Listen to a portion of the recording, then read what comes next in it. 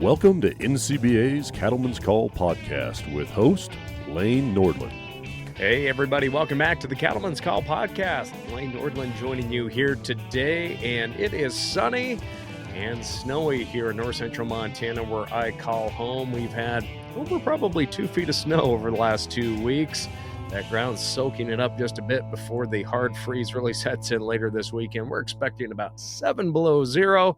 Woo, get your wool pants on. That's what we're anticipating. But a lot is going to be happening over the next few weeks. Just a shout out, if you are heading down to CattleCon 2025, you can enter to win the best hats out there, a Greeley Hat Works gift certificate. You can win one. That's the type of hat I wear. It fits my little pinhead perfectly. You can win a Greeley hat just by visiting the IMI Global booth, which is number 3363 at the trade show. All you have to do is show that you are subscribed to the Cattleman's Call podcast. We will be there filming episodes live on Wednesday, February 5th, 2025 from 9 a.m. to noon in the IMI Global booth. So stop by, listen live, and sign up and show us that you are subscribed to the podcast and have a chance to win one of the best hats in the world, a gift certificate to win a Greeley Hat Works hat out of Greeley, Colorado.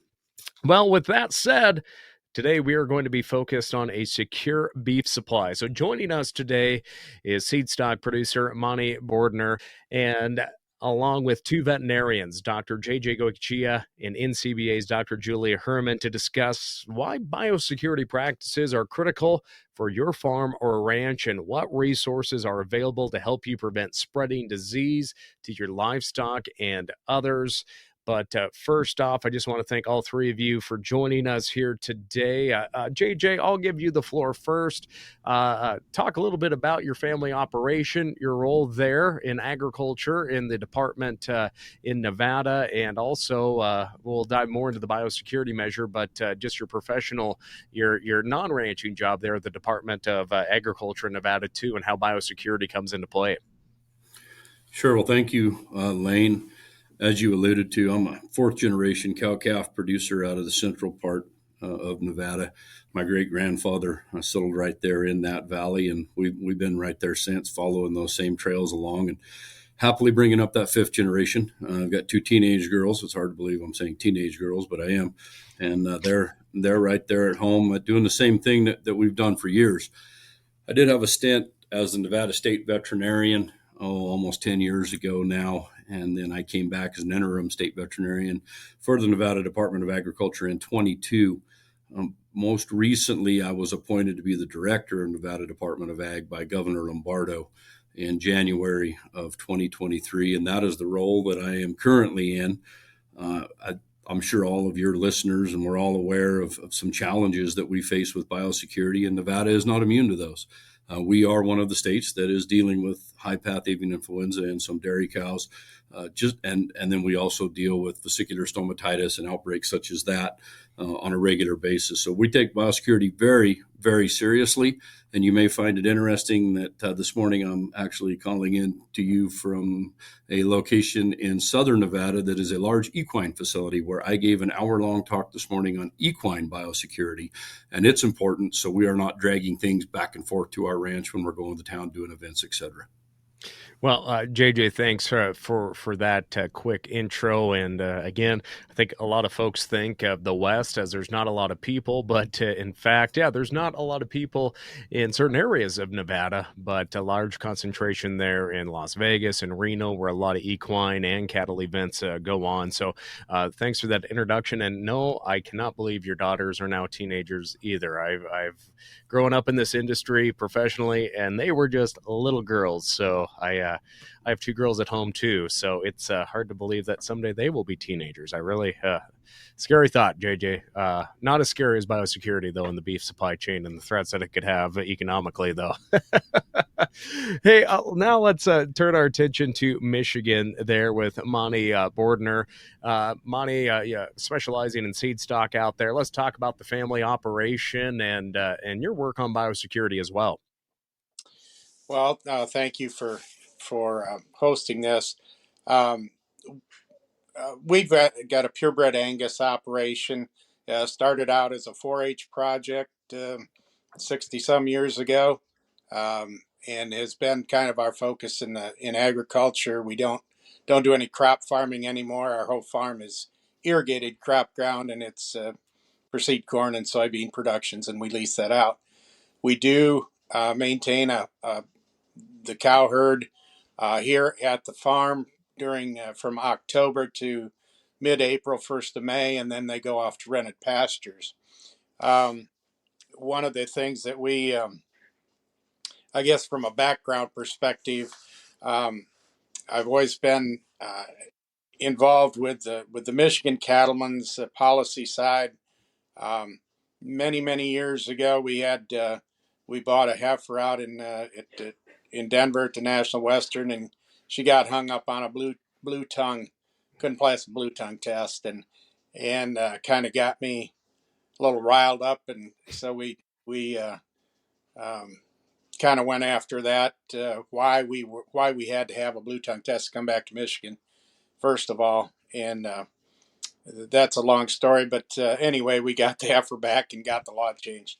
But I then at the turn in around 98, 99, we had outbreaks of bovine tuberculosis in northern Michigan, northeast Michigan, and I was on the committee. We're 300 miles from that problem and 3 miles from Indiana, and we couldn't move cattle because the whole state was quarantined basically. So I really got into the fray on that because we just basically lost half of our market, and State Vet was asked me to serve on the TB advisory committee, actually to chair that TB advisory committee, and so the many years of work with that brought a lot of changes in how we deal with livestock disease here in Michigan, and I realized that bovine TB is much different than say hoof and mouth, but it did cause us to change how we deal with cattle, we work with biosecurity. Probably one of the biggest things in that arena was fencing out feed stocks, feed piles. I recall being on a farm with the big bunker silo, and there were 50 deer on top of that, and that was the vector for the TB, was the free ranging deer, and so we were able to get some funding through USDA to fence out silage, bunker silos, feed stockpile where we put brown bales and such. I know in our personal operation, when we go to a pasture, when we rent a pasture, their cattle are not commingled, and they're not. There's no other cattle on the fence line. Many years ago, that it wasn't the case, but we've really kind of tightened up how we operate. JJ talked about the high path avian influenza. We've got a bunch of that in Michigan, in the chickens, in the poultry barns, and the dairy side. And back, in the late spring of 24, the state, came down with some pretty draconian biosecurity measures that they attempted to force on the dairy industry without really any consultation with the industry, thinking that dairy farms could shut things down and really have a tight biosecurity effort like a poultry barn or a hog barn. And that's just those, other than the new very large dairies, most of the dairies in the state, the milking parlors, within 30 foot of the road, and the feed bins are there, and the heifers are down the road a half mile at grandma's house, and it was not successful, let's put it that way. And they've kind of backed away from that and tried to work with industry. and it's a challenge. It's a challenge. So um, I do serve on the Safe Beef Supply Task Force, and quite honestly, I think part of that has to do with the fact that I kind of led the charge to get the electronic identification in Michigan because of the TB issue, um, and having trace outs, having sold bulls into herds that were found with TB. Then they come back and test me, and it was pretty apparent to me that we weren't going to solve this problem with a clipboard and a pencil, reading, tracking tag numbers and things like that. Yep. So we are, through a lot of effort, pretty heavy lift, but we are mandatory electronic ID. If cattle move off your premise, they have to have an ID in their ear, and it's been that way for 15 years. Well, Monty, thank you for sharing that aspect of things in your experience, because it just seems to me that unless an animal disease outbreak or surveillance impacts you, some people just think, why do I need to worry about it? Why are we focused on this? Well, when it does impact you, it does become a top priority. So what you've gone through, obviously you're sharing that and wanting to make sure no one else has to go through the extent that you've went through. So thank you for sharing your experience there. And as we look at this too, Dr. Herman, I guess talk about your role within NCBA, but also maybe that can lead into what the Secure Beef Supply Initiative is, and how this really can impact producers across the nation, and why NCBA is focused on the National Animal Disease Preparedness and Response Program. Sure. Thank you, Lane. I am the beef cattle specialist veterinarian for NCBA, and I am on the producer education team, so primarily work in education and outreach for a number of animal health and welfare topics, including preventive medicine and ways that we can prevent animals from getting sick. And biosecurity is really key in that preventive medicine space.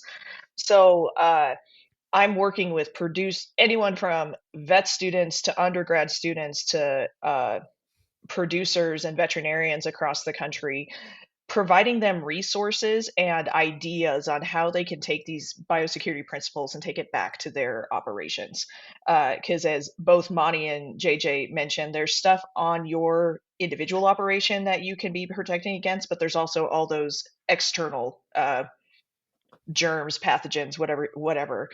But that's where BQA has a really big biosecurity platform that we've been teaching people, and we consider that, it's foundation material. Every cattle producer should understand biosecurity, how to implement that on their operation, how to train their family, their friends, anybody who's working with those animals, make sure they all are on the same page, because everyone has a different risk level. So we need to make sure that they understand what that operation's rules are, because a feed yard is going to have different biosecurity protocol than the stock show, since Monty brought it up.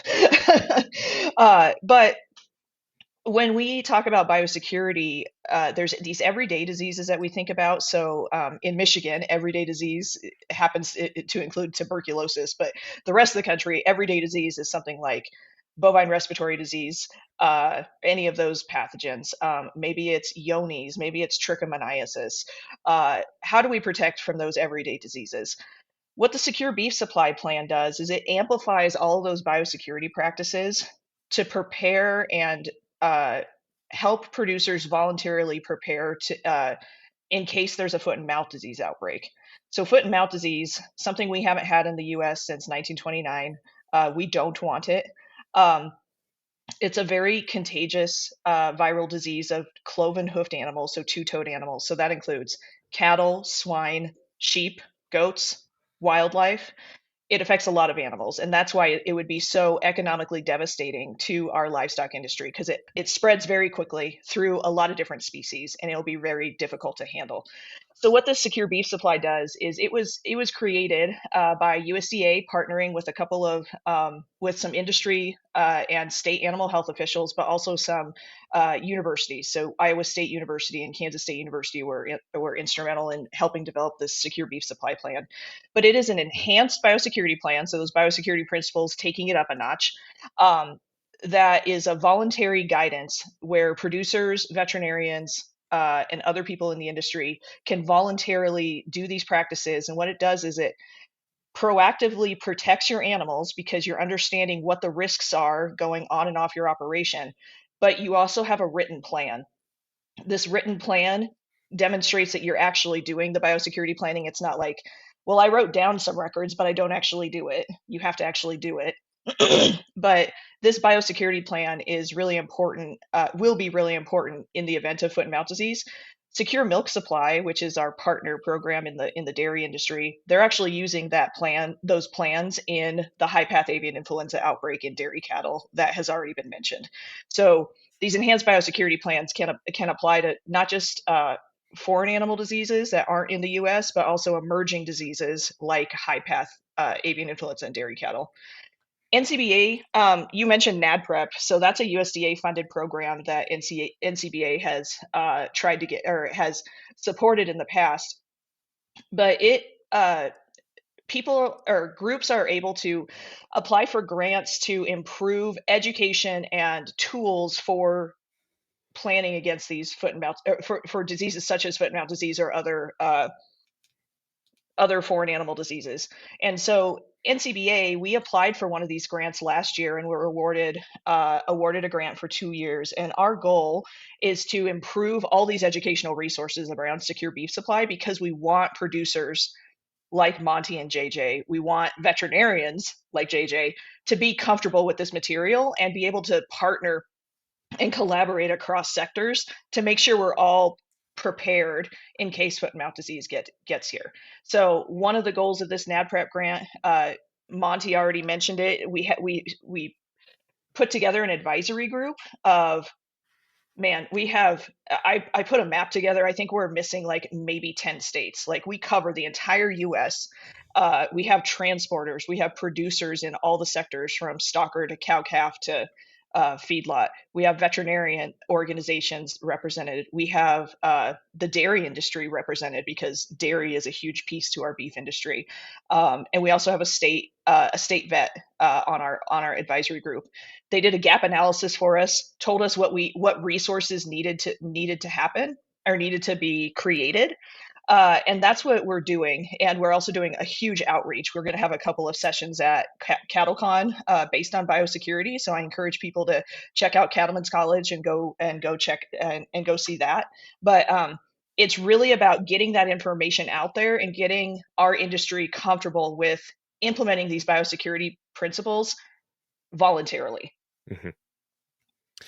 And, could a part of that research be what the true root cause of the stock show crud is at the National Western? That I've heard, what is it? It's like a quadridemic happening right now. There's 4 different viruses all going around at the same time. And so, yeah, stock show is going to be good. Well, Monty, maybe that's why your blue tongue test was coming up positive back in the day. It was probably that crud. Nobody knew exactly what it is. But JJ, as we talk about the educational component and reaching out to producers, because again, doing this voluntarily and trying to prevent disease is number one. Nobody wants a mandate. But when disease outbreak does occur, well, mandates come into place. Shipment of cattle and counties, states, nationally sometimes can be impacted. So what is it like from your position on the state level in working with agencies on the state and national level, and even if it's just a procedural run through of a scenario, but what role do private practice veterinarians play in these outbreaks, and how do you communicate with them? How do they get their educational resources, and how can they keep animal disease top of mind when they're in their practice or out in the countryside? Yeah, so there's no secret that we're short of veterinarians in the United States. We know that, especially large animal veterinarians and some of our production veterinarians, but they are the ones that we rely on as that first line of defense. These producers, they need to have a good relationship with their veterinarian so that when a situation does arise, we can get out there and figure out exactly what we're dealing with. We can make a diagnosis. We can get some early intervention. We can make the phone calls we need to. And I'll just give you a few examples, Lane. So, we talk about high path, and we were fortunate enough in those cases here in Nevada that we're far enough down the line that a lot of producers knew what to look for clinical signs wise. And we had veterinarians that had been through this in adjoining states. And so they were very comfortable with what they were seeing. It may not always be that case. We might have a veterinarian in a very remote area that sees some oral lesions on a horse or oral lesions on some cows and sheep.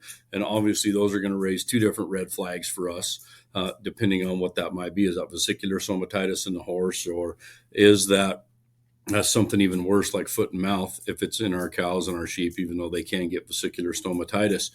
And I'll just give you an example. When we left summer business meeting summer before last, I took the family up to Universal Studios, and I got a phone call because earlier in the week we had sent some samples in on on two horses from very remote Nevada, that the veterinarian got a hold of me and he said, I think we might have a situation here. We got some lesions in this horse and I'm worried about vesicular stomatitis. I'd have bet the ranch that was not vesicular stomatitis. I mean, there was nothing around us. Nevada had no cases of vesicular stomatitis, although there were some in San Bernardino County, California. Well, lo and behold, those came back the day after summer business meeting that we did have vesicular stomatitis in the state of Nevada. And so we put it in a high-low, and we got on out of California and back home to figure out what we were going to do. But that is just a prime example of how that veterinarian knew what he was looking for. He did the right thing. It's if you see something, you have to say something, Lane. And he made that call early to the state authority. We're not going to come down heavy-handed by any means. But in that case, we did have to put a quarantine on. I mean, you've got 700 cow-calf pairs standing immediately adjacent to these horses that now have vesicular stomatitis, and you don't know how those horses got that vesicular stomatitis. It's a little pucker factor at times. And so everybody was trying to figure out what we were going to do. We really watched those cows closely. We started an epi study. That veterinarian was instrumental in us getting our hands around that, getting it stopped before it could spread. Very similar, to what Monty's been talking about. If you have that good vet and you can figure out, hey, these deer are the source of infection for you guys up there. We oftentimes here in these big public land states, we have a whole new unique challenge in that we can't fence wildlife off everywhere they're going to be moving. So we really rely on those veterinarians and those producers. Nobody knows your cows and your ranch better than you. And the second person is going to be that veterinarian. And I'm a firm believer in that. I had clients for 25 years that I did their work, and I probably knew more about their ranches than I did my own. And that's what it takes to really build a good model so we're all working the same direction. So when biosecurity breaks down and we have a disease, we can get ahead of it quick and it doesn't really spread. Yep. Now, Monty, from your perspective, you did such a great job of explaining how disease has impacted your operation and the work that's had to go into conversations and protocol there in Michigan. I guess, why is biosecurity, as I mentioned before, it seems that unless the disease is impacting you directly right now, producers that have never had to test for a trick, depending on where they live, or I think of Southwest Montana, Wyoming, where certain producers have to do blood tests several times a year for Brucella abortus with brucellosis. So if it's not impacting you, producers sometimes think, I don't need to worry about it, and somebody else is handling it. And like I mentioned, you have handled this. You've gone through this. So why should every cattle producer in the beef supply chain be concerned about biosecurity? Well, I'll go to the elephant in the room about the electronic ID. People will say, and this is the ranchers in the West ask me, well, what difference does that make? Why do we have to do that? Who's going to pay for it? And my answer is, we had an issue here in Michigan that we had to address. We had to identify where the TB problem was, what herd. We tested every herd in the state of Michigan. Every herd. We have distributed over 8 million EID tags in this process. So, we've got a little history. We don't have a lot of cattle up here, but they're dang important to the people that own them. And it's really not any different than if it's 50, 75 cows in Michigan or 300 in Montana. They're important. But the thing is that, when we got quarantined, the whole state was quarantined initially until we got through all these tests. And then, like myself, if we wanted to move cattle out of state, we had to have a whole herd test, and then 60 days later test the bulls. So every 60 days I had to test the pen of sale bulls, what was left. And it just becomes so burdensome. And then after that, then you have the other state regulations. Like if we wanted to go to Wisconsin, you had the whole herd test, the 60-day test, then they were required to quarantine them at the end of the 60-day, after the 60 days that we had tested, they would have to test them and keep them quarantined. It'd be another 6 months, and they would have to test them twice in Wisconsin, which ain't going to happen. They're not going to buy my bulls. Let's just put it point blank. I asked one of our vets that we use out of Indiana. He says, "What?" I said, "What would it take to get bulls out of Indiana to Wisconsin?" They go, "Visual inspection, write a health certificate, send them." And we were actively looking for a property in Indiana to keep the bulls on, just that simple. But at any rate, you've got say like you have an outbreak of you go back to the many years ago to the 03 mad cow disease in Washington State. 2 animals cost our industry, I don't know, I've heard it varies, but the last number I heard was $17 billion. And people said, well, what's it going to cost to put, who's going to pay for the ear tags? Well, trust me, you already paid for the ear tags by that fiasco, by not having a national identification program, first of all. And my friends in Montana, I said, we got more people than we got cattle in Michigan. We can eat our way out of the problem. You got more cattle than you got people in Montana. You cannot eat your way out of the problem. You don't have the feeding capacity, the slaughter capacity, or enough mouths to to eat your way out of it. And they just don't. They kind of want to refuse to understand the whole process. Until you've been there, you don't understand how tight this thing can get. And get squeaky. And it's, whether you're selling feeder cattle, we have a pretty robust commercial calf production in northern Michigan. A lot of those cattle traditionally have headed west. Iowa, Montana, Nebraska, Kansas.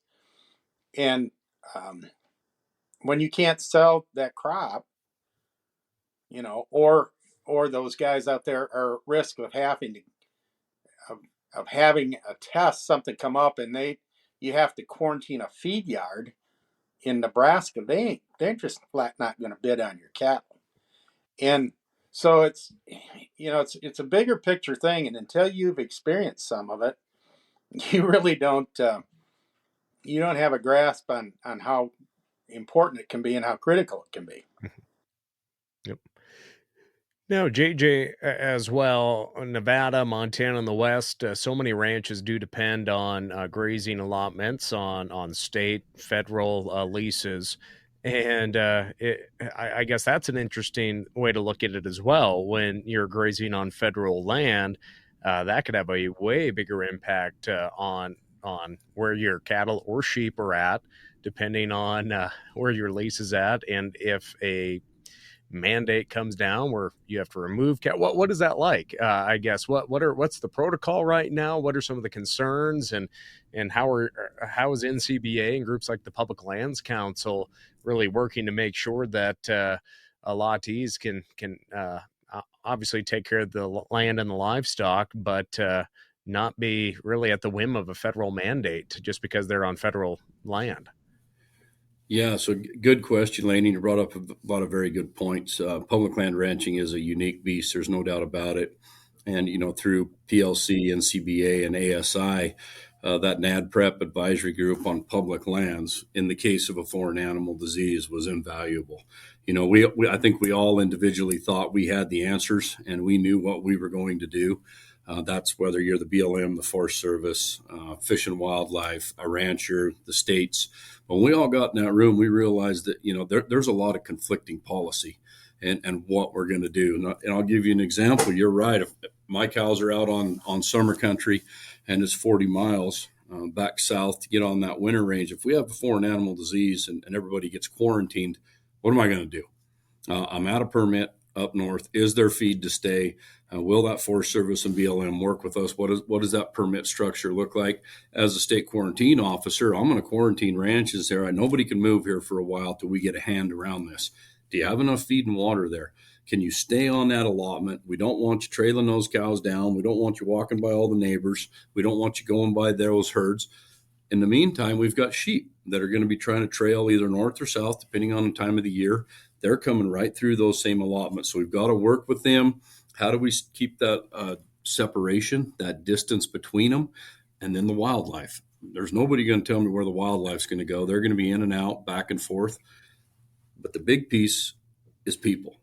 How do we police that public land? How do we say, all right, guys, you can't go out there on your side-by-sides, your motorcycles. You can't go out there and recreate right now because you might be passing a bug around. If we have a virus that is active, that is a huge concern for public lands. And while it's as important as everywhere else, I'd say it's probably more important. That there's a huge hole out there. We could really serve as a source of infection for a nation if we get that in our public lands. And we're not able to get that snuffed out, not even get our hands around it because we have so many moving parts. It's going to be easy for myself and my neighbors. We can take care of the cow side of it. We can take care of the sheep side of it. We get it in the wildlife, and then we get it, we have the public going back and forth. It's eye-raising. So the state quarantine officer is a state vet. They're going to issue a quarantine. We're going to get the feds involved. USDA APHIS is going to be right there. But you're going to have everything from the county sheriff to the state emergency management in your state working when we have a situation. And I think that product, and Julia was instrumental, Dr. Herman, in getting that product out. That's one of the best products that people can look at. If you're in a Western state and you're out there grazing, you need to look at that. You need to take that to heart and start thinking about, where am I going to go? Do I have enough feed? Where can I go? Who are my neighbors? Who am I going to contact? Because when it comes, if you don't have some of those answers and I'm your state veterinarian, I'm going to have to go on to the next guy and try to get him to where he needs to be. Then I'll come back to you. But we're not going to have a lot of time to figure it out. That secure beef supply and everything else we're doing, it needs to be filled out ahead of time. You better have some kind of a plan on what we're going to do, because that's the only way we're going to get out of this in a timely manner, use our EIDs, and not go broke. Now, Dr. Herman, to expand on that, utilizing the educational resources, where do producers start? What is the first page of their continuing education of being in the cattle business, but focused on animal disease preparedness? What are the basic steps at having a plan, knowing who you need to contact and who you need to work with, and then we can expand upon the vastness of a real preparation. But what is the basic start? Sure. I like to tell when I'm talking about this with producers, I I tell them to work with their resource team. Veterinarians are a part of that resource team. Maybe it's your extension specialist that's part of that resource team. Get that second set of eyes in on your operation and walk through a basic biosecurity plan. BQA has a daily biosecurity plan that goes through the same topics as a secure beef supply plan. We did that on purpose. We wanted the language to be similar, from your daily biosecurity to enhanced biosecurity for foot and mouth disease. But it's there's a lot of motions that producers go through on a daily basis that I think they already are doing some of these biosecurity principles already. But sometimes like we get complacent and maybe we're not doing it as well as we should, or maybe we're not telling or we're teaching people the right or we're not doing updated education on what biosecurity principles should be. So some of that is, where are you moving your animals? Monty already talked a lot about that. Having that animal movement log, good record keeping on which animals are going where, but that also plays around into public lands. What animals are on this allotment versus this allotment. It could be people log. Do you have visitors coming on? Do you have people coming in to help brand? That's a Western state thing, but if you have people coming in to brand, did they come with clean clothes? Did they uh, rinse their horses off so they're not going from one operation to another? Do they make sure that they didn't go from a sick herd of cattle coming to your herd? Other things to think about, veterinarians are key to this too. I think we can always be better on biosecurity when we're going from farm to farm. When I was in practice, I had like 10 sets of coveralls in my pickup. So every operation I went to had a new set of coveralls and clean boots because I didn't want to be taking anything. So there are some basic things we can be thinking about, but that daily biosecurity plan really walks through, like, what is the scope of your operation? What are your goals? I think that's also a piece that people need to think about. If you have 10 head of cattle that you're raising to feed your family, your biosecurity risk is going to be different than a stocker operation in Alabama. So everyone's going to have a little bit different risk profile. But going through what animals are there, what different species are there, the different species of animals, even horses, even though horses and cattle don't necessarily share a lot of diseases, they can act as fomites for each other. So I think that's something to consider too. But it's really understanding those daily practices that we can be implementing, and the daily biosecurity plan for BQA really focuses in on that. Any of our BQA certification courses, including our BQA transportation courses, really dive into biosecurity and those principles of biosecurity. We also have a continuing education module on biosecurity that specifically goes through our daily biosecurity plan. So you can get some continuing education credit for BQA certification in addition to filling out your plan. We consider this an intermediate step before going to that secure beef supply plan, because, as JJ mentioned, if there is a foreign animal disease or a controlled disease like tuberculosis in Michigan, there are more specific steps you have to take, and that is where the secure beef supply plan comes into place. Now, of course, those of us that have been through BQA, it's a great educational experience. And of course, you need to do it every few years to get recertified. But how easy is it, Dr. Herman, to participate either online or in person in the multiple BQA platforms that there are out there? Oh, man. BQA, we have coordinators in 46 states across the country. We have multiple trainers in multiple states. So we can, if you go to bqa.org, or if someone goes to bqa.org, you can go to your state and figure out who your state coordinator is, or a neighboring state, since we do have a little bit of a gap there. But you can find in-person trainings, or we have online modules that are available 365 days a year. So if you have good internet, which I know sometimes is a problem, you can go online and get certified. The other thing is, we do have a certification at CattleCon this year on Thursday. So if you need to re-up your BQA certification, come to the arena and you can get BQA certified. I think JJ is giving out drink tickets as well to everybody that gets BQA certified, is what I heard. Or do we just charge that to your room? Yeah, we're charging out to Julia's room. That's correct. Maybe Tanner Beamers. I think that's There probably you more go. appropriate. Throw it to those Idaho, now at Washington, D.C. guys. But, well, again, this is a very complex discussion, but everything we've discussed today is just to make sure that cattlemen and women can stay in business and raise safe, healthy beef. I guess, how important is it to have this, to have a voluntary traceability in place to protect our producers, but also ease the mind of consumers as well when something does occur, that their beef supply chain is safe. I don't know who wants to take that. If all of you want to weigh in on that, just about the importance of being transparent, but also knowing we have healthy cattle, but also our consumers know exactly how great the quality of beef they are eating is. Well, I'll take a first stab, Lane, and these guys can fill in the gaps if they agree or disagree. But media is going to be key, and it always is key. And so knowledge is king. And when we know where our animals are moving, we know where they've been, with a straight face, we can say, this is where we're going. Any disease response, whether it's foreign animal disease or it's tuberculosis or brucellosis or trick, requires that epi study and getting your hands around it. And everybody's got to have faith that we are doing the right thing. And the only way they do that is if you can confidently say, I know where they're going, I know where they're coming from, here's the records, we're moving in real time. So that is voluntary, it's EID, and I can clear Monty's ranch a lot quicker than I can clear somebody else's ranch that is relying on paper records and brands, and that's how Grandpa always did it. And we know there are cows, so don't worry about it. And the public wants to know. I think the prime example is H5N1, the messaging that came out of the USDA and FDA was great. Our food supply is safe. Pasteurization kills this virus. Our food is safe. Our meat is safe.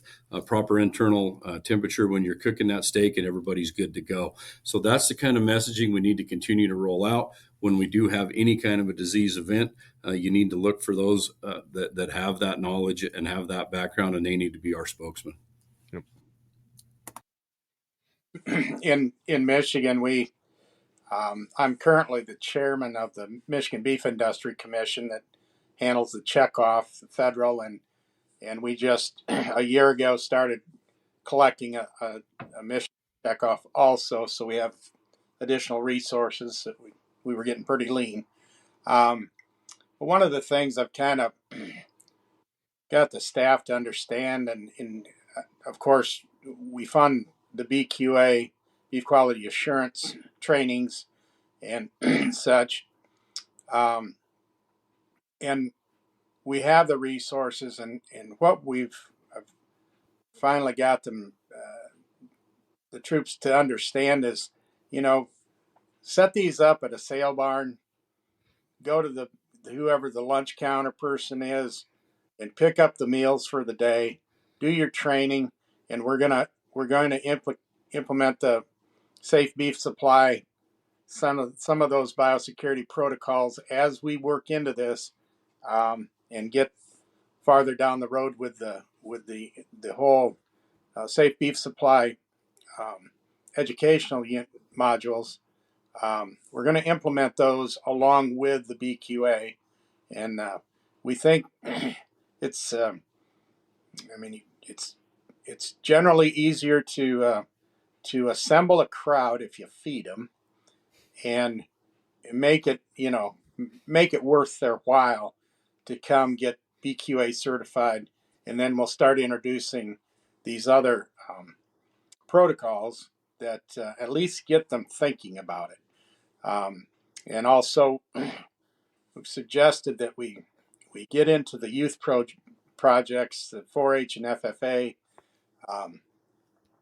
and stress that at the younger age levels, because generally, obviously, kids soak things up like a sponge, and God forbid if you don't do it, you can't go to the fair and show the steer, so that gets Dad and Grandpa on board, and there's a little strategy going on there, but I think that is very helpful to get the older generations kind of to sit up and pay attention, because the kids will bring that stuff home and put it into, try to put it into place, and it's going to be, none of this is going to be quick. and it's not going to be easy.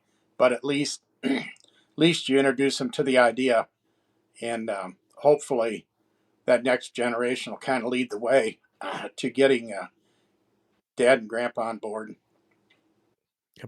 Yep, Monty, very well said. And Dr. Herman, I'll give you the floor as we wrap up today's conversation. So I think we have to look at it from the big picture. So consumers trust that producers and veterinarians are doing the right thing. And I think that continuity, that transparency of what we're doing on the farm is really important to that consumer trust. And I think that's what both BQA and Secure Beef Supply, our Secure Beef Supply NADPREP project, have been trying to do. We're really trying to connect all those different sectors within the cattle industry, getting them on the same page, understanding the risks, and how do we work together to minimize that risk. There's no such thing as zero risk when it comes to biosecurity, but how do we mitigate risk?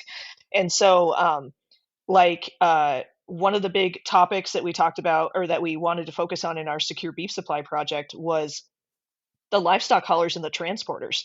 They're so important to our industry, and we wanted to provide them resources. So we have an enhanced biosecurity steps for them, a contingency planning document for them. Our producers on site who haven't gone through building a premises map yet, we have a video that people can walk through. We have a premises identification number. What is that? Why do people need it? We have a handout for that. We're really trying to provide all of that background information so that people feel comfortable filling out their plan and working with their veterinarian to do this and implement those biosecurity steps. So I think it's that collaboration from producer clear up to the state veterinarian. That's what's important in this biosecurity and foot and mouth disease preparedness talk. And that's what both Monty and JJ have been instrumental in, but also anybody who's worked with our advisory groups on both of these NADPREP projects. It's not just the cattle industry. We're working with all the barnyard folks. So sheep, goats, swine, dairy, we're all working towards this. And I think that's what I want both producer and veterinarians to know, but also that consumer audience. Well, again, it's very complex, but a lot of great resources out there to help producers stay educated, have a plan in place. So check out all those BQA protocols. And of course, for more on NCBA's stance on voluntary animal traceability systems that help producers respond to animal disease outbreaks and more, just visit ncba.org.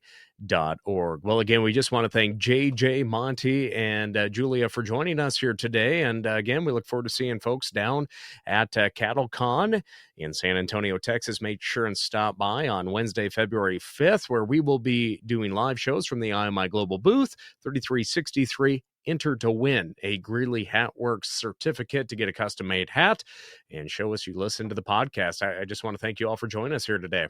Thank you, Lane. Thank you, Lane. All right, friends, thank you for joining us as well and answering the Cattleman's Call. I'm Lane Nordlund. We'll catch you next time. Thanks for tuning in to NCBA's Cattleman's Call podcast with Lane Nordlund. For more information, visit ncba.org and make sure to subscribe to the podcast today.